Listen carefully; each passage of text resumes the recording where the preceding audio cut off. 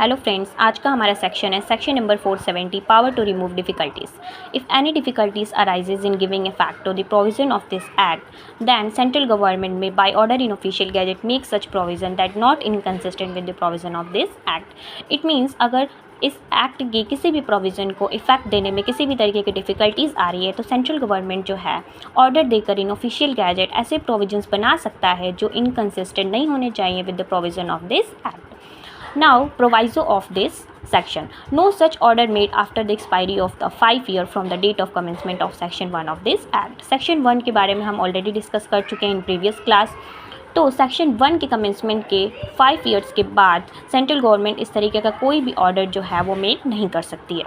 Now discuss about characteristics of the company. Characteristics of the company is defined under section 9 of the companies act 2013।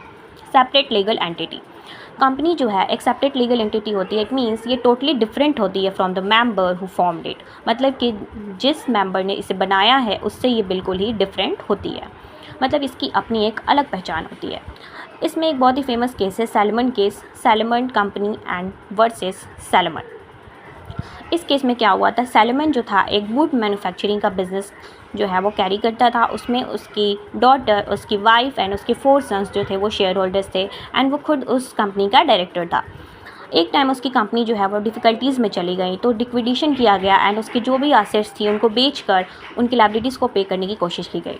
But कुछ unsecured creditors थे, उन्होंने claim कर लिया जो भी value थी assets of the company. Then क्या हुआ कि जो कोर्ट है उसने क्लियरली डिक्लेयर कर दिया कि जो सैलमन है वो अपनी कंपनी के जो भी एग्रीमेंट्स हैं उनसे बिल्कुल ही अलग है, इसलिए जो भी अनसिक्योर्ड क्रेडिटर है वो इस तरीके का कोई भी क्लेम नहीं कर सकते हैं। देन सेकेंड इसका कैरेक्टरिस्टिक्स क्या है, लिमिटेड लायबिलिटी।